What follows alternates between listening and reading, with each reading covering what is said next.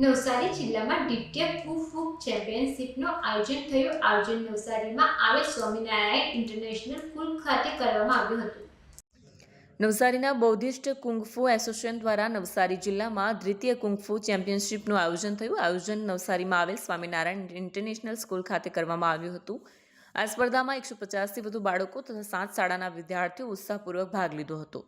ચેમ્પિયનશિપમાં સુરત, સચિન, નવસારી અને વલસાડ સહિત વિવિધ વિસ્તારોમાંથી ખેલાડીઓએ પોતાની કળાનું પ્રદર્શન કર્યું. આયોજન સમિતિના અધ્યક્ષ તથા નવસારી જિલ્લા અધ્યક્ષ ગોકુંજજીના માર્ગદર્શન હેઠળ આ સ્પર્ધાનું સફળ આયોજન કરાયું હતું. કાર્યક્રમને સફળ બનાવવા માટે સુરતથી જીતુ શાહની, હર્ષદ પાઠણ, તૌસીફ હસને તેમજ બૌદ્ધિસ્ટ કુંગફુના રાષ્ટ્રીય અધ્યક્ષ BR બિશ્નોઈ, રાષ્ટ્રીય મહાસચિવ પ્રશાંત ત્રિપાઠી તથા રાજ્ય અધ્યક્ષ ગિરીશ સાપકરનું વિશેષ યોગદાન રહ્યું. આ અવસર પર વિશિષ્ટ અતિથિ તરીકે વલસાડના વરિષ્ઠ martial art trainer Shri Suresh Mishra ઉપસ્થિત રહ્યા હતા.